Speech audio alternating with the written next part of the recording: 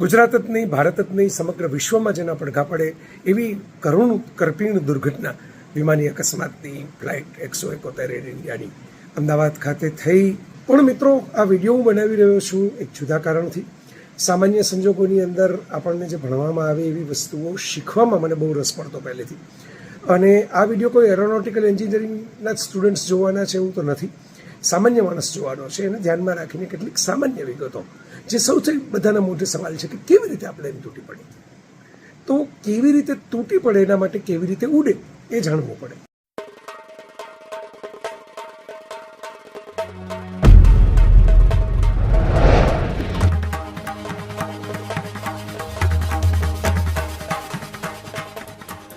જય વસાવડાના તમામ વિડીયોનો એક જ ઓફિશિયલ ખજાનો એટલે પ્લેનેટ જેવી યુટ્યુબ ચેનલનો જલસો. તો જલ્દી લાઈક કરો, સબસ્ક્રાઇબ કરો અને બેલ આઇકન પ્રેસ કરી ઓલ સિલેક્ટ કરો, જેથી તમે જોઈ શકો અમારા વિડીયો સૌથી પહેલા.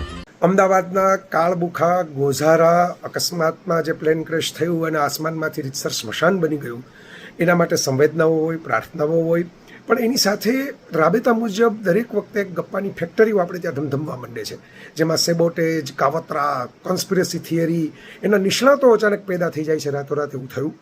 અને એવું પણ કહેવામાં આવ્યું મેસેજમાં, જે અગાઉ પણ આવો એક વિડીયો બનાવીને આવા જ ગપ્પીદાસોને વાત કરેલી સાયન્સની, કે પાકિસ્તાનના કિરાના હિલ્સમાં પરમાણુ હથિયારો ભારતે કેવી રીતે ખતમ કરી નાખ્યા એનું વિજ્ઞાન આખું ભણાવી દેવામાં આવેલું, સાવ ખોટું, અને એને બસ્ટ કરેલું. તો આ પણ એક મેસેજ ફેલાઈ રહ્યો છે કે ભાઈ એક લાંબુ વિજ્ઞાન ભણાવીને આપણને એવું કહેવામાં આવે છે કે ભાઈ કોઈકે મેન્યુઅલી જો ફ્યુઅલ સપ્લાયનો વાલ બંધ કરી દીધો હોય, કે ભાઈ એ રીતના બધા જેટલા બટન હોય એ બંધ કરી દીધા હોય, તો પછી પાઇપમાં હોય એટલું જ ફ્યુઅલ રહે અને બસ એટલાથી થોડુંક સેકન્ડ ચાલે અને પછી પ્લેન બ્લાસ્ટ થઈ જાય. પહેલી તો સાદી વાત એટલી નથી સમજાતી કે રનવે ઉપર ફ્લાઇટ દોડે ત્યારે ખબર પડે. એનાથી એ સાદી વાત એ છે કે હવે તો એવી કાર આવી જાય છે કે તમે બેલ્ટ ન પહેર્યો હોય, દરવાજો ખુલ્લો હોય તો તરત ઇન્ડિકેશન આવે. તો બોઈંગ 787ને તમે અભ્યાસ કરો, ડ્રીમલાઇનર, તો એમાં પણ આ સુવિધા છે જ, તરત તમને ખબર પડે બંધ હોય તો. અને ગ્રાઉન્ડ સ્ટાફ ક્લિયરન્સ પછી પણ બધું ચાલુ કરીને એકવાર ચેક કરવામાં આવે, 5-7 મિનિટ 10 મિનિટ એન્જિન ચાલુ રાખવામાં આવે. ફ્લાઇટમાં બેઠા હો તો તમને ખબર પડે. હું તો નિયમિત મુસાફરી કરું છું, કોઈ એમનેમ તરત સીધું જઈને આમ ફટાફટ હાલો મોડું થઈ ગયું ઉડાડી દો એવું નથી કરતું હતું. તો આની ટેકનિકલ આખી પ્રોસિજર હોય છે, અને એક વ્યક્તિ એવી રીતે મેન્યુઅલ વાલ્વ ઓફ કરે અને કોઈને કંઈક પાઇલોટને કો પાઇલોટને ખબર જ ન પડે અને પ્લેનમાં બેસીને ઉડાડી દે પછી ખબર પડે, એવું નથી હોતું. ઘટના શું બની હશે, અનેક તર્ક વિતર્ક હોઈ શકે અને અનેક કારણો હોઈ શકે. આપણે થોડી રાહ જોઈએ એના અસલી ખુલાસાની, અને એટલું સમજી લઈએ કે ઉડ્ડયન કેવી રીતે ફ્લાઇટનું થાય છે, તો પણ આવા ગપ્પા જેવા મેસેજોથી બચી શકીએ અને થોડુંક બેઝિક વિજ્ઞાન કે આકાશમાં વિમાન ઉડે છે કેવી રીતે, એટલે કયા કયા પરિબળો અસર કરે છે એ ખ્યાલ આવે.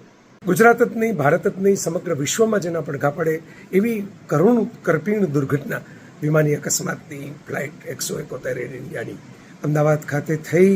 આપણે બધા દ્રશ્યો જોઈને પણ કમકમા છૂટી જાય એવી ઘટના છે. અને ચીયર્સ જ્યાં હોય મુસાફરીના, વિદેશ જવાના, ફેમિલી સાથે બહાર જવાના, કોઈ નવો કામ માટે જવાના, ત્યાં ટીયર્સ, આંસુ આવી જાય, કેવી વિડંબના કહેવાય, વિધિની નિયતિનો કેવો ક્રૂર ખેલ કહેવાય. આપણે લાચાર છીએ. પૂર્વ મુખ્યમંત્રી વિજયભાઈ રૂપાણી, રાજકોટના બહુ કર્મઠ, સહજ, સરળ આગેવાન, એમને પણ ગુમાવ્યા. એ તો વ્યક્તિગત ખજાને ખોટ છે. તો હું બધા જ મૃતકના આત્માઓને પણ એક વંદન કરી લઉં આ વિડીયો સાથે. એમની સદગતિ માટે, એમની શાંતિ માટે પ્રાર્થનાઓ તો હોય જ, અને જે લોકો સર્વાઈવર છે, જે ઘાયલ છે, એમને પણ સારવાર જલ્દી મળે, સ્વસ્થ થાય એના માટે પણ પ્રાર્થના. અને એમના પરિવારજનો જે છે, દરેક કંઈક ને કંઈક જે ગુમાવ્યું છે એમને બળ મળે આ કપરી પરિસ્થિતિમાં ટકવાનું, એ જ આપણે તો કામના રાખીએ. પણ મિત્રો, આ વિડીયો હું બનાવી રહ્યો છું એક જુદા કારણથી. સામાન્ય સંજોગોની અંદર આપણને જે ભણવામાં આવે એવી વસ્તુઓ શીખવામાં મને બહુ રસ પડતો પહેલેથી. અને આ વિડીયો કોઈ એરોનોટિકલ એન્જિનિયરિંગના જ સ્ટુડન્ટ્સ જોવાના છે એવું તો નથી, સામાન્ય માણસ જોવાનો છે. એને ધ્યાનમાં રાખીને કેટલીક સામાન્ય વિગતો, જે સૌથી બધાના મોટો સવાલ છે કે કેવી રીતે આપણે એમ તૂટી પડે, તો કેવી રીતે તૂટી પડે એના માટે કેવી રીતે ઉડે એ જાણવું પડે. કોઈ પણ પ્લેન ઉડે કેવી રીતે? ન્યૂટનને યાદ કરો, ન્યૂટનનો ગતિનો ત્રીજો નિયમ, જેને આવી બધી વાતોને આપણે ભારેખમ માનીને ભણવામાં, હસવામાં કાઢી રાખીએ છીએ, ત્યારે એ વસ્તુ જ આપણી આસપાસની અનેક વસ્તુઓનું સંચાલન કરે છે. એ જ ફિઝિક્સને કારણે આપણે વધારે સગવડદાયી જીવન જીવતા થયા છે. તો તો આઘાત અને પ્રત્યાઘાતના બળનો જે ત્રીજો નિયમ યાદ કરો, એના આધારે તો ફ્લાઇટ નક્કી થાય છે. હવામાં ઉડવા માટે જેટ એવો શબ્દ કેમ વાપરવામાં આવે એન્જિન સાથે? અને અલગ અલગ કંપનીઓ પણ, આપણે ત્યાં જેટ એરવેઝ નામની એક એરવેઝ પણ હતી, અને ઘણી બધી કંપનીઓ પોતાના નામની પાછળ પણ જેટ લગાડે છે. આ રેને લોરા જે ફ્રેન્ચ વૈજ્ઞાનિએ જે એન્જિન શોધ્યું જેટ, એ જેટ જે એન્જિન છે એનો ધારો જ છે થ્રસ્ટ, બળ લગાવવાનું. અને આ થ્રસ્ટ એક સૌથી મોટું ફેક્ટર છે વિમાનને ઉડાડવા માટેનું. તમે જુઓ, વિમાન જ શું કામ, કોઈ પણ વસ્તુને આપણે હવામાં ઘા કરવી હોય, થ્રો કરવો હોય, ક્રિકેટના બોલનો પણ ઘા કરવો હોય, આપણે એને ધક્કો મારવો પડે, આપણે એને થ્રસ્ટ આપવો પડે. આ થ્રસ્ટ બહુ ઇમ્પોર્ટન્ટ શબ્દ છે. એના આધારે જ લિફ્ટ, હવામાં જે આવે, હવામાં તારણ શક્તિ જે આવે પવનમાં કોઈ પણ વસ્તુની, વિમાનની, એ લિફ્ટ આવે. પણ લિફ્ટ આવે ત્યારે એને ડ્રેગ પણ થાય, એ પાછી ખેંચાય પણ ખરી, પાછી પડે પણ ખરી, ઘર્ષણ લાગુ પડે એને હવાનું, અને ગુરુત્વાકર્ષણ લાગુ પડે પૃથ્વીનું. અને આ બધાની વચ્ચે જે કામ કરે છે વેઇટ, વજન. વજનદાર વસ્તુઓ હવામાં ન તરી શકે. કાગળ છે એ હવામાં તમે તરતો મૂકો તો થોડો વધારે સમય રહે, પણ ધાતુ છે એ તરતી મૂકો તો ટપ કરતી નીચે પડી જાય, વીંટી કાઢીને મૂકો તો ટપ નીચે આવે, બરાબર. કાગળીઓ હોય તો ઉડ્યા કરે. તો આ વસ્તુ વજન, વેઇટ ઉપર પણ આધારિત છે, કારણ કે વેઇટ ઉપર પાછું અગેન ધરતીનું ગુરુત્વાકર્ષણ પણ લાગે છે, એમાંથી તો વજન નક્કી થાય છે. હવે આ બધી વસ્તુઓ મિત્રો તમે સરખી રીતે જો સમજી હોય તો એના આધારે વિમાનનું ઉડ્ડયન નક્કી થાય. હવા વગર વિમાન ઉડી ન શકે. તો હવા તો જોઈએ વિમાનને, કારણ કે હવા લિફ્ટ આપે એને. પણ એ લિફ્ટ છે એ હવાની જ પૂરતી નથી, એ પતંગ નથી, એ વિમાન છે, ધાતુનું બનેલું છે, ખૂબ મોટો બોજ છે. આના તો બહુ મોટું ડ્રીમલાઇનર બોઈંગ હતું 747. તો એને હંમેશા ઉડતી વખતે જે થ્રસ્ટ મળે એન્જિનનો, એના આધારે જે ટેકઓફ છે ને, બધા પાયલોટને એવું માનતા હોય છે કે ટેકઓફ જ સૌથી અઘરું છે. લેન્ડિંગ હજી તમે પ્રમાણમાં સહેલાઈથી કરી શકો, હવામાં ઉપર ગયા પછી ટકી શકો, પણ ટેકઓફમાં ભૂલો થાય તો બહુ કરુણ પરિસ્થિતિ સર્જાય. તો ટેકઓફ વખતે જે ધ્યાન રાખવું પડે, એમાં સૌથી મહત્ત્વનું ધ્યાન રાખવું પડે રનવે ને એ બધું તો ખરું જ, પણ હવાનું. હવે હવા તો દેખાતી નથી. આપણા પુરાણોની અંદર, વિષ્ણુ ધર્મોત્તર પુરાણની અંદર એક સરસ મજાની વાત છે કે હવાને ચિતરવી હોય તો કેમ ચિતરો? તો પાંદડાઓ કે ધ્વજા એ ફરકતી તમે બતાવો તો ખ્યાલ આવે કે ભાઈ આ ચિત્ર જે છે એમાં હવા ફરકી રહી છે. તો હવાની ગતિ કેવી રીતે જાણવી, સમજવી, એનું પણ એક વિજ્ઞાન છે, અને વિજ્ઞાન ઉપરાંત પાયલોટનો અનુભવ પણ એમાં કામ કરતો હોય છે. હવે કોઈ પણ પ્લેન જે છે એમાં બે દબાણ સર્જાતા હોય. પ્લેન ઊભું હોય ને ત્યારે હવાનું દબાણ અંદર પણ સરખું હોય, બહાર પણ સરખું હોય, કારણ કે એ સમુદ્રની સપાટીએ છે એમ આપણે માની લઈએ, ધરતી ઉપર છે ત્યારે. પણ પ્લેન જ્યારે હવામાં અદ્ધર થાય ત્યારે ધીરે ધીરે જેમ જેમ ઉપર જાય, જેમ જેમ ઉપર જાય એમ અંદરનું દબાણ વધતું જાય અને બહાર હવાનું દબાણ ઘટતું જાય. ઉપર જાઓ એમ હવા પાતળી થાય. આ પાતળી હવા અને ઘટ્ટ હવાનું પણ બેલેન્સ રાખવું પડે, એ મુજબ એન્જિનના થ્રસ્ટ નક્કી કરવા પડે. તમે જોયું હશે કે કોઈ પણ પ્લેન ઉડે ત્યારે એની પાંખોમાં ફ્લેપ હોય, પટ્ટીઓ જે ઊંચી નીચી કરવામાં આવે, અને એ ફ્લેપના આધારે જ નક્કી થાય કે ભાઈ કેવી રીતે, કેટલો થ્રસ્ટ, કેટલી મજબૂતાઈ મળે છે, કેટલી હવાની લિફ્ટ એને મળે છે. હવે પતંગને પણ તમારે ઉડાડવો હોય તો પતંગને તમારે હવાને સાનુકૂળ ઉડાડવો પડે. પ્લેનમાં સામેથી પવન આવે ને તો બહુ વાંધો ના આવે, પણ પાછળથી પવન આવે તો એ નીચે ખેંચે, પ્લેનને ડ્રેગ કરે. એટલે પૂંછડીવાળું જે છે ત્યાં પણ તમારી એ પૂંછડી જે છે એ સુકાનની જેમ બહુ મહત્ત્વનું કામ કરે. હેલિકોપ્ટરના પંખા પણ આવી રીતે કામ કરે, સ્ટીમરનું પ્રોપેલર પણ આવી રીતે કામ કરે. એક શક્યતા એવી છે, ઘણા લોકો એવું કહે છે કે ભાઈ ગરમ હવા જે થાય, ડિગ્રીઓ વધી જાય. અને મેં આ જોયું છે નજરે, હું મુસાફરી કરું, રાતના મોટાભાગે ઇન્ટરનેશનલ ફ્લાઇટ હોય, અને દિવસની ફ્લાઇટમાં અમુક સીટ ખાલી રાખવામાં આવે. આપણને એમ થાય કે ભાઈ આ સીટ આમ તો ફૂલ બતાવતી હતી, કેમ ટિકિટ મારે એક વખત થયું હતું, મારી સાથે જેમને આવું હતું એમને ટિકિટ ન મળી. મારી ટિકિટ તો પહેલેથી બુક હતી, અંદર સીટ ખાલી હતી, એકની વધારે સીટ ખાલી હતી, તો કેમ પહેલાંની ટિકિટ ન મળી? પણ વેઇટ જે છે એ ઓછું કરવામાં આવે. ઘણી વખત કેપ્ટન રાખે કે ભાઈ તો વધારે સામાન ભરી લઈએ, ચાલો બધાને જવા દઈએ. એરલાઇન પણ આવા ડિસિઝન લેતી હોય.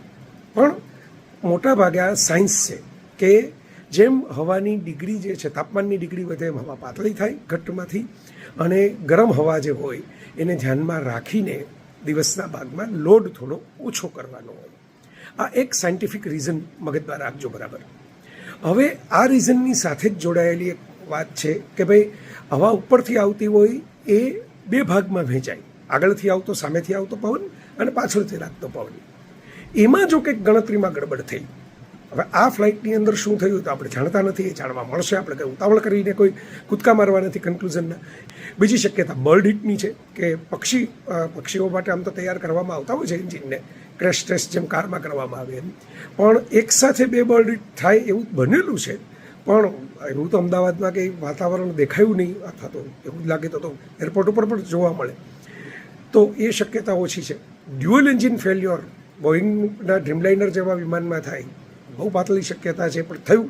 ડ્યુઅલ એન્જિન કાં તો એન્જિન કામ કરતા હતા અને પાયલોટનું ડિસિઝન મેકિંગ ન રહ્યું, કાં પાયલોટ બીજે ધ્યાન હતું અને કો પાયલોટ જે છે એણે લેન્ડિંગ ગિયર જે છે, તમે જોયું હશે વિડીયો, જે આમ તો બહુ નથી ક્લિયર વિડીયો, પણ 2 વસ્તુ તો ક્લિયર દેખાય છે એની અંદર કે બોઈંગની પાંખ જે છે એ ઊંચી છે, આમ સ્ટ્રીટ નથી, 2 બાજુ ઊંચી છે, એટલે ફ્લેપ છે જરૂર મુજબ ડાઉન જે કરવા જોઈએ એ નથી કરવામાં આવ્યા. અને લેન્ડિંગ ગિયર નીચેના પૈડા જે છે એ બહાર છે, એને અંદર સમાવી લેવામાં નથી આવ્યા ટેકઓફ પછી. તો ક્યાંક એવું બન્યું છે કે પાયલોટ કે કો પાયલોટ કોઈ કારણથી, કોઈ ટેકનિકલ ક્ષતિને કારણે, અથવા તો એમની જજમેન્ટ ઓફ એરર, અથવા તો કંઈક ગાંગા થઈ ગયા આપણે દેશી ગુજરાતીમાં કહીએ એમ, એ કારણથી એ કરી ન શક્યા ડિસિઝન મેકિંગ ક્યાંક, અથવા તો એ ડિસિઝન મેકિંગ કરવા ગયા પણ એને ટેકનિકલ સપોર્ટ એન્જિને કે કોઈ સોફ્ટવેર સિસ્ટમને ફેલ્યોરે આપ્યો નહીં.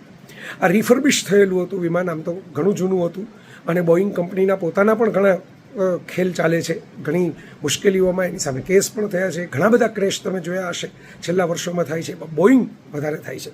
અને એક સેમભાઈ નામના એક બોઈંગમાં જ કામ કરનારા વ્યક્તિએ વિસલ બ્લોઅર બનીને અમેરિકામાં અવાજ ઉઠાવેલો અને એમ કહેલું કે ભાઈ આમાં મુશ્કેલી એ થઈ છે કે કોસ્ટ કટિંગ માટે પહેલાંના જમાનામાં જેમ એન્જિનિયરિંગ માર્વેલ ગણાતી છે બોઈંગ કંપની, એ પછી ફાઇનાન્શિયલ પ્રોફિટ માટે પુર્જાઓ અલગ અલગ જગ્યાએથી મંગાવે છે જે સસ્તા પડે, પોતે નથી બનાવતી, અને એ બધા બનાવીને એસેમ્બલ કરે છે. ને એણે તો એવું વર્ણન કરેલું જે ન્યૂયોર્ક ટાઈમ્સમાં છપાયેલું છે એક આર્ટિકલમાં, કે ઉપર કૂદકા મારીને ફિટ કરે છે આટલું. હવે એણે એ વખતે પણ એમ કહેલું કે શરૂઆતમાં તો વાંધો ન આવે આવી રીતે કામ કરેલું હોય તો, પણ ધીમે ધીમે એવું બને કે ભાઈ પછી એ જવાબ દેવા માંડે સમય જતા. અને આમાં આયુષ્ય હતું, આ પ્લેન અગાઉ પણ ટેકનિકલ ખામીને કારણે મુશ્કેલીમાં આવેલું એવું પણ હતું, તો એ પણ ઇમ્પોર્ટન્ટ છે. હવે દિલ્હીથી આવ્યું છે કે લંડનથી આવ્યું છે એ પણ કન્ફ્યુઝિંગ છે, કારણ કે લંડનથી આવેલી વ્યક્તિએ પણ પોસ્ટ કરી છે કે ભાઈ હું એમાં આવેલો, અને દિલ્હીથી આવેલી વ્યક્તિએ પણ કહ્યું છે, કંઈક કન્ફ્યુઝન છે. એ બધું જવા દઈએ, આપણે મૂળ વાત ઉપર પાછા ફરીએ કે થ્રસ્ટ જ્યારે આવે, એન્જિનનો ધક્કો આવે તો જ લિફ્ટ જે પવનની મળે, અને એ વખતે જે ફ્લેપ અને જે વિમાન જે છે એની દિશા એ જે થાય એ બધી વસ્તુઓ હવામાં એને ઉડાડે. હવામાં ડ્રેગ થાય ત્યારે જે નીચે પટકાઈ જાય. આવા અકસ્માતો ટેકઓફ પછી તરત પટકાઈ જાય એવા ભૂતકાળમાં પણ બન્યા છે. આ વધારે ગમખ્વાર, વધારે મોટું અને વધારે સેફ ગણાતા વિમાનનું બન્યું, એટલે વધારે ચોંકાવનારું લાગે છે આપણને. પણ એનું મૂળ કારણ શું છે? સેબોટેજ કોઈ કરેલું છે, કોઈ એવી નાની હરકત, બોમ્બ નહીં તો એવી કોઈ હરકત કે ભાઈ જેને કારણે પાયલોટનું ધ્યાન જતું રહે, અથવા તો એ કોકપિટમાં કંઈક ગડબડ થાય. શું થયું આપણે જાણતા નથી. જાણીએ એટલો સમય ધીરજ રાખીએ, પણ ત્યાં સુધી એટલું સમજીએ કે પ્લેન કેવી રીતે ઉડે છે, કેવી રીતે એ નીચે આવે છે લેન્ડિંગ વખતે, પણ એનું એક મિકેનિઝમ છે, એનું એક સાયન્સ છે, એના આધારે કામ કરે છે. અઘરું છે, ફ્લાઇટમાં બેસવાનો આનંદ આવે, એક પ્રકારની લક્ઝરી ફીલ થાય, પણ એની સામે એ પણ યાદ રાખવાની જરૂર છે મિત્રો કે બીજા અકસ્માતમાં સીધો અગનગોળો નથી થતો. થાય ક્યારેક, પણ વારંવાર નથી થતો. તમને બહાર નીકળવાની, બચવાની થોડીક જગ્યા મળે છે. આમાં એક ફાયરબોલ થઈ જાય છે, કારણ કે ફૂલ ટેન્ક હોય છે દૂર જતા ઇન્ટરનેશનલ ફ્લાઇટની અંદર, અને તરત જ એ અગનગોળામાં લપેટાઈ જાય એ ફ્યુઅલ ટેન્કને કારણે. ક્રેશ થાય એમાંથી તો હજી માણસ હાડકા બાળકા તૂટે, અમુક વસ્તુઓમાં દુઃખ થાય, અમુક કેઝ્યુઅલિટી ઓછી થાય, ટૂંકમાં જાનહાની. પણ આમાં એ મુશ્કેલી પડે છે. તો તમે વિચારજો મિત્રો કે ભાઈ કોઈક વિજ્ઞાન પણ છે, એને જીવનમાં એક સ્થાન આપવું જોઈએ, સરખી રીતે સમજવું જોઈએ. એની પાછળના કારણો છે બહુ અઘરા, અટપટા પણ મહત્ત્વના હોય છે. અને આપણે ફરી એકવાર એક શાંતિ, સદગતિ, શક્તિ માટે પ્રાર્થના કરીએ. કપરો કાળ છે, અને દિવંગત વિજયભાઈની ચેતનાને પણ વધુ એકવાર હું વંદન કરી લઉં. અને મિત્રો થોડું વધારે કંઈક આમાં પ્રકાશ પડે ત્યારે આપણે વધારે વાતો કરી શકશું આ વિશે.